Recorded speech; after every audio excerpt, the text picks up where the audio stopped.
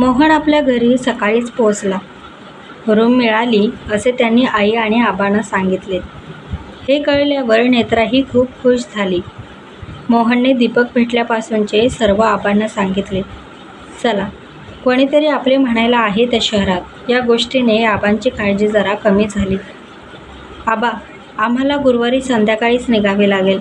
शुक्रवारी आम्ही येणार म्हणून त्या काकांना मी सांगून आलो. मोहन आबांना म्हणाला. ठीक आहे पोरा, आता तू ठरवलंयस तर होऊ दे तुझ्या मनासारखं. आबा जरा नाराजीच्या स्वरातच मोहनला म्हणाले. असं काय करताय आबा? तुम्हाला माहीत आहे ना, मला स्वकष्टावर छोटंसं का होईना पण शहरात आपलं स्वतःचं घर घ्यायचं आहे. मला स्वतःचं अस्तित्व निर्माण करायचं आहे. इथं राहून बाप कमाईचा पैसा असे मला ऐकून घ्यायचं नाही. आणि माझ्यात तेवढी हिंमत आणि धमक पण आहे. शेवटी मी तुमचाच मुलगा आहे आबा. मोहन आपल्या आबांना समजावायचा प्रयत्न करत होता. मोहनचे शब्द ऐकून आबा त्याच्याकडे एकटक पाहू लागले. शोभतोयच बहादरा, या हेमंत पाटलाचा मुलगा. अरे मी पण माझ्या या जिद्दीवर स्वकष्टावर इतका परपंच उभा केलाय. आज तुझ्या रूपात मी स्वतःला बघतोय बघ. जा बाळ, मी आहे तुझ्या पाठीशी. आबांचे हे शब्द ऐकताच मोहनने आबांना घट्ट आलिंगन दिले व दोघांचेही डोळे पाणावले. हे करुण दृश्य पाहून आई व नेत्राच्याही डोळ्यात पाणी आले. चला, सर्व आवराआवर करायला घ्या. 2च दिवस राहिलेत, आबा मोहनला म्हणाले. बघता बघता तो दिवस आला. सामानाची सगळी आवराआवर करून झाली. आई मोहनला व नेत्राला डोळे भरून पाहत होती व नेत्राला जवळ घेऊन म्हणाले. बाळ, 2च महिन्यात तू किती जीव लावलास आम्हा दोघांना. तू आता गेल्यावर आम्हाला करमायचं नाही. तिथे गेल्यावर स्वतःची काळजी घे आणि दोघेही असेच प्रेमाने आणि समजुतीनं राहावा. आणि हो, काही लागलं तर लगेच पत्राने बातमी कळवत जा. आई आबा, तुम्ही पण चला ना आमच्यासोबत, नेत्र आपल्या सासू सासऱ्यांना म्हणत होते. नाही पोरी, तुला तर माहिती आहे इथं कामाचा किती व्याप आहे. आम्ही येऊ की अधूनमधून. आणि हो, तो मोहन काय सांगायचा नाही तर तू काय लागलं सवरलं तर लगेच तार पाठव, आबा नेत्राला म्हणाले. नेत्राने आणि मोहनने आई आबांच्या पाया पडून आशीर्वाद घेतला. चौघांचेही डोळे पाणावले होते. त्या दोघांनीही त्यांचा निरोप घेतला आणि ते जीप गाडीत बसून एस.टी. स्टँडला आले. त्यांची एस.टी. तिथे आली होती. ते दोघेही आपले सामान घेऊन एस.टीमध्ये बसले आणि त्यांचा प्रवास सुरू झाला शहराकडे. डोळ्यांमध्ये नवीन संसाराचे अनेक स्वप्न घेऊन ते अखेर शहरात पोचले. दीपक त्यांना घ्यायला आधी स्टँडवर येऊन थांबला होता. मोहनने नेत्राची ओळख करून दिली. ते तिघेही त्या खोलीवर आले. खोली झाडून पुसून स्वच्छ केली होती. नेत्राने खोलीत आपल्या उजव्या पायाने आत प्रवेश केला. खोली नेत्राला आवडली. तिने सर्व खोली फिरून पाहिली. आजूबाजूचा परिसरही तिला खूप आवडला. ती खूप खुश होती. थोड्या वेळातच त्यांनी सारे सामान व्यवस्थित जिथल्या तिथे लावून घेतले. सारी आवरावर झाली. दीपक दुपारचे जेवण करून आपल्या घरी निघून गेला. नेत्रा, कशी वाटली तुला खोली? मोहनने तिला विचारले. खूपच छान, तिने हसून सांगितले. चला, आजपासून मोहन आणि नेत्राच्या संसाराला सुरुवात झाली. मोहन थट्ट्यात नेत्राला म्हणाला आणि दोघेही हसू लागले. असेच दिवस जात होते. मोहन आणि नेत्राचा संसार सुरळीत चालू होता. बघता बघता 6 महिने झाले आणि नेत्राला अचानक उलट्या होऊ लागल्या. मोहनने तिला जवळच्या दवाखान्यात नेले आणि आनंदाची बातमी आहे, तुम्ही दोघे आई बाबा होणार आहात, असे त्या महिला डॉक्टरने दोघांना सांगितले. हे ऐकताच मोहनचा आनंद गगनात मावत नव्हता.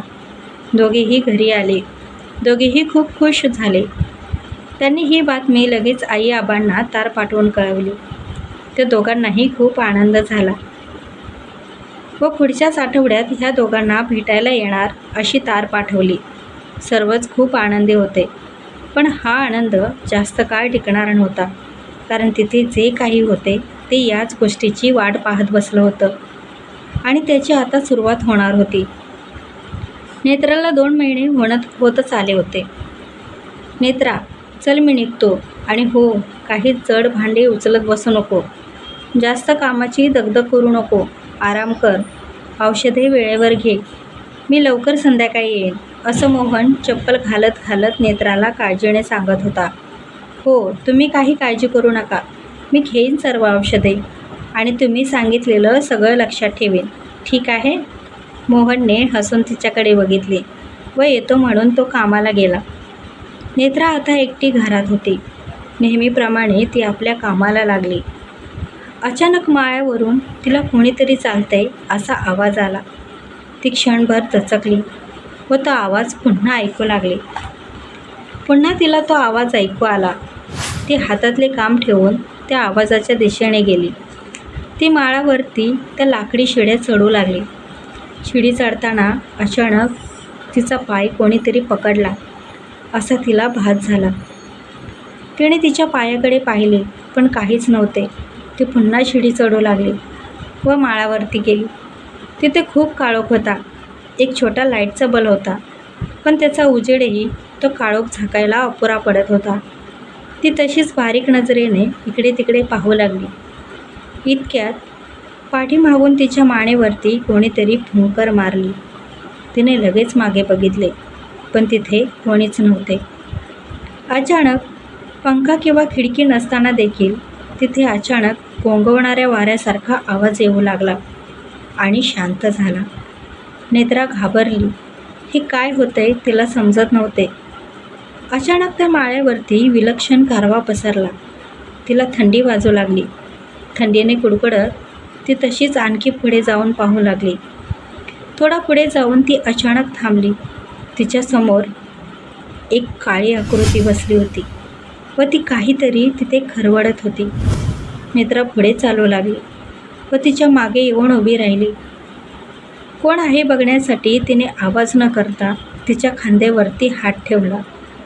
तिच्या हाताला काहीतरी गिळगिळीत पदार्थावर हात ठेवल्यासारखे तिला जाणवले व ती कोण आहे असे तिने म्हटले. तिने म्हटल्याबरोबर त्या आकृतीने तिच्याकडे पाहिले. अत्यंत विद्रूप चेहरा, अर्धवट जळालेला, डोळे बाहेर आलेले. तिच्या अंगातून कातडे जळाल्याची दुर्गंधी येत होती. जळलेल्या शरीराचे कातडे लोंबत होते. त्यातून रक्त आणि पू बाहेर येत होता. नेत्रा तिला पाहून खूप घाबरली. ती जोरात किंचाळली. ती आकृती एका बाईची होती. ती नेत्रासमोर उभी राहिली आणि तिच्याजवळ येऊन ती तिच्या पोटावरून विचित्र नजरेने आणि घाणेरड्या स्पर्शाने हात फिरवू लागली. तशी नेत्रा तिचा हात झटकून पळतच माळावरून खाली आली. तिचा तो हसण्याचा आवाज तिला येत होता. ती थेट घराच्या बाहेर पडली आणि जवळच असणाऱ्या झाडाखाली उभी राहिली. ती खूप घाबरली होती. आता जे काही तिने बघितलं या गोष्टीवर तिचे डोळे अजून विश्वास ठेवायला तयार नव्हते. ती तिथेच बसून मोठ्याने रडू लागली. हे काय होते? कोण होती बाई? आणि तिने माझ्या पोटावरून का हात फिरवला? तिचे हृदय जोरात धडधडत होते. इतके की त्याचा आवाज तिच्या कानाला स्पष्ट जाणवत होता. तिला आता घरात जायचे धाडस होत नव्हते. ती तिथेच बसून मोहनची वाट पाहू लागली. काही तासांनी मोहन आला. मोहन आलेला पाहून ती धावतच त्याच्याकडे गेली आणि त्याला घट्ट मिठी मारली व ढसाढसा रडू लागली. तिला इतकं घाबरलेलं पाहून मोहनने तिला काय झाले नेत्रा म्हणून विचारले. नेत्रा खूप घाबरली होती. तिच्या तोंडून शब्द फुटत नव्हते.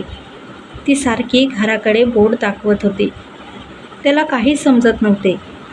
चल आपण घरात जाऊ, तुला जरा शांत वाटेल असे म्हणून तो तिला घराकडे नेऊ लागला. पण नेत्रा घरात यायला तयार नव्हती. नाही मोहन, घरात कोणीतरी आहे, खूप भयानक.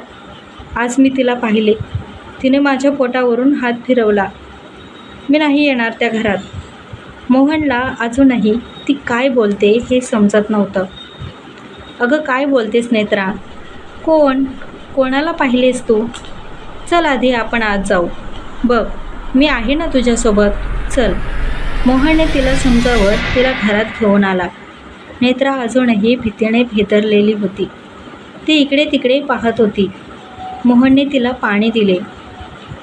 ती आदेशासारखी घटाघटा पाणी पित होती. थोड्या वेळाने ती शांत झाली.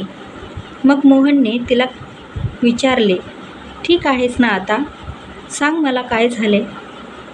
नेत्राने जे तिच्यासोबत घडले ते सर्व त्याला सांगितले. मोहनचा या गोष्टीवर विश्वास नव्हता, पण तिला घाबरलेलं पाहून तो तिचे म्हणणे शांतपणे ऐकून घेत होता.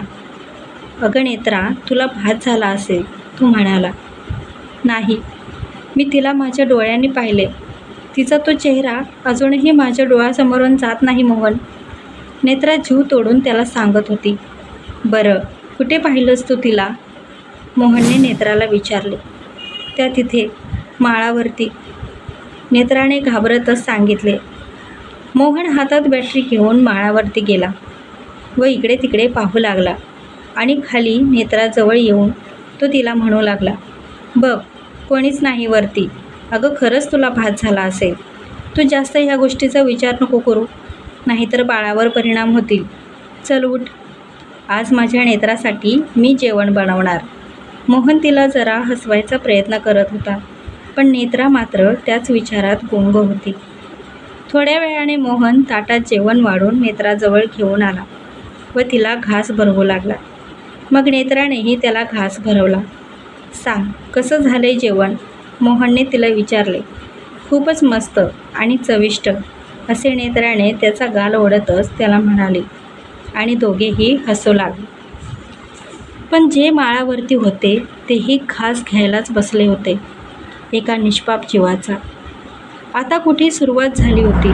नेत्रासोबत जे घडले ते फक्त त्याने स्वतःचे अस्तित्व दाखवण्यासाठी मांडलेला एक छोटासा डाव होता. पण आता जे त्यांच्यासोबत घडणार होते ते खूप भयानक होते. नेत्रा आणि मोहन आता अंथरुणावर पडले होते. तिचं मन हलकं करण्यासाठी तो तिला कामात घडलेल्या काही गमती जमती सांगत होता. हळूहळू नेत्रा झोपी गेली. मोहनने तिला झोपलेलं पाहून तोही झोपला. काही वेळाने त्याला किचनमधून काही आवाज येऊ लागला. त्याला वाटले नेत्रा असेल. तो डाव्या कुशीवरून उजव्या कुशीकडे वळला. नेत्रा तिथेच झोपली होती, पण किचनमधून आवाज येतच होता. त्याने घड्याळात पाहिले, रात्रीचा 1 वाजला होता. आता तो उठला आणि किचनमध्ये पाहायला गेला, तर समोरचं दृश्य पाहून तोही घाबरला. किचनमधील भांडी आपोआप खाली पडत होती. स्टोव्हचा पंप आपल्या मनाने मागे पुढे होत होता आणि स्टोव्ह आपल्या मनाने पेटत होता. हे तो पाहतच होता की नेत्राची जोरदार किंचाळी त्याच्या कानावर पडली. तो पळत तिच्याकडे आला, तर एक जळालेली विद्रूप भयानक दिसणारी बाई नेत्राच्या बाजूला बसून तिच्या पोटावरून हात फिरवत होती आणि नेत्रा ओरडत होती, रडत होती. आता मात्र मोहनला नेत्राच्या बोलण्यावर विश्वास बसला. तोही त्या बाईला पाहून खूप घाबरला. तो पटकन नेत्राला तिच्या तावडीतून सोडवण्यासाठी धावला, पण त्या भयानक पिशाच्याने त्याला जोरात ढकलून खाली पाडले व नेत्राला ओढत ओढत माळ्यावरती फरफटत घेऊन चालली. नेत्रा जीवाच्या आकांताने ओरडत होती, मोहन, मोहन! पण त्याला मारलेला धक्का इतका जोरात होता की त्याच्या पाठीचा मणका मोडला होता. तो वेदनेने तळमळत उठण्याचा प्रयत्न करत होता. सगळी शक्ती एकवटून अखेर तो उठला. त्याने त्याच्या आईने नेत्रासाठी दिलेले ताईत आठवले. त्याला ह्या गोष्टींवर विश्वास नव्हता, म्हणून त्याने ते त्याच्या बॅगेत ठेवले होते. त्याने तो ताईत घेतला व त्याच्यासोबत असलेला अंगाराही घेतला व तो धडपडत माळ्यावरती गेला. इकडे त्या भयंकर पिशाच्याने नेत्राला खाली झोपवले होते. ती आता बेशुद्ध पडली होती. तिच्या बाजूला बसून ते आपले धारदार नख तिच्या पोटात घुसवून तिचा गर्भ खाणार होते. इतक्यात मोहनने आपल्या हातातला अंगारा त्या पिशाच्याच्या दिशेने फेकला. तो अंगारा अंगावर पडताच ते पिशाच्च तडपडून नेत्रापासून जरा लांब झाले व विचित्र आवाजात गुरगुरू लागले. मोहनने नेत्राला आपल्याकडे ओढून घेतले व तिला शुद्धीवर आणायचा प्रयत्न करू लागला. नेत्रा, नेत्रा, उठ, उठ नेत्रा! तसे ते पिशाच्च पुन्हा त्या दोघांकडे येऊ लागले. त्याला येताना पाहून मोहन जागेवरून उठला व त्या पिशाच्याच्या दिशेने धावत जाऊन आपल्या खिशातील ताईत मोठ्या हिमतीने त्याच्या गळ्यात अडकवले. तसे ते भयानक ओरडू लागले. हळूहळू त्याचा धूर होऊन ते हवेत विरळून गेले. इकडे त्या पिशाच्याच्या भयानक आवाजाने नेत्रा शुद्धीवर आली होती. मोहन, नेत्राने त्याला आवाज. मोहन नेत्राकडे धावला आणि तिला घेऊन खाली आला. थोड्याच वेळात सकाळ झाली. मोहन आणि नेत्रा त्याच घाबरलेल्या अवस्थेत दीपकच्या घरी गेले. त्यांनी रात्री घडलेली सर्व घटना त्याला सांगितली. दीपकच्या आईने नेत्राला जवळ घेतले. मोहन व दीपक त्या काकांच्या घरी गेले, पण त्यांच्या घराला टाळा होता. ते गावी गेले होते. त्यांनी आजूबाजूला मोहनच्या खोलीची चौकशी केली. तेव्हा 70-80 वयाच्या एका वृद्ध महिलेने त्यांना जे सांगितले ते ऐकून ह्या दोघांच्या पायाखालची जमीनच सरकली. 25 वर्षापूर्वी त्या खोलीत एक तंत्रविद्या करणारी स्त्री राहत होती. ती एका भयंकर पिशाचाची पूजा करायची. गरोदर बायकांना फसवून त्यांना मारून त्यांचा गर्भ ती त्या पिशाचाला नैवेद्य द्यायची व स्वतःही खायची. एके दिवशी तिचे हे सत्य जेव्हा लोकांना कळाले तेव्हा त्यांनी तिच्याच घरात तिला जाळून मारले. तेव्हापासून तिकडे कोणी जास्त जात नव्हते. त्या घरापासून लोकांनी आपले घर लांबच बांधले व राहू लागले. हळूहळू या गोष्टी जुन्या होत गेल्या व लोक विसरूनही गेले. काही भाडोत्र तिथं राहायला आले, पण त्यांनाही तिथे भयंकर अनुभव आला, म्हणून तिथे कोणी भाडोत्रही टिकत नव्हते. 2 वर्षे ती खोली बंदच होती. दीपक आणि मोहन हे ऐकून एकमेकांकडे आश्चर्याने पाहत होते. मोहनने लगेच आपले सामान भरले. दीपकही त्याची मदत करत होता. त्याने नेत्राला घेतले व तो आपल्या आई आबांकडे गेला. ह्या दोघांना असे अचानक आलेले पाहून आबांनी त्याला विचारले. त्याने त्याच्यासोबत घडलेली सर्व घटना त्यांना सांगितली. आबाही आश्चर्यचकित व आपल्या पोरांवर एवढं मोठं संकट आलेलं पाहून तेही घाबरले. हळूहळू या सर्व घटना पुसट होत गेल्या. आता मोहन आणि नेत्रा त्यांच्याच गावी राहू लागले. मोहनने स्वतःचा व्यवसाय सुरू केला व तो व्यवसाय छान चालू लागला. नेत्राला आता मुलगा झाला होता. ते सर्वजण खूपच आनंदी होते. पण जे त्यांच्यासोबत घडले ते कोणासोबत घडू नये याची ते दोघे मनोमन प्रार्थना करतात. नेत्राला अजूनही त्या हाताचा स्पर्श आठवतो. तिचे मन अजूनही भीतीने थरथरते. काय तुम्हाला आले का असा अनुभव? तुम्हाला ही कथा आवडली असेल तर कमेंटमध्ये नक्की सांगा. आणि हो, चॅनलला लाईक आणि सबस्क्राईब करायला विसरू नका.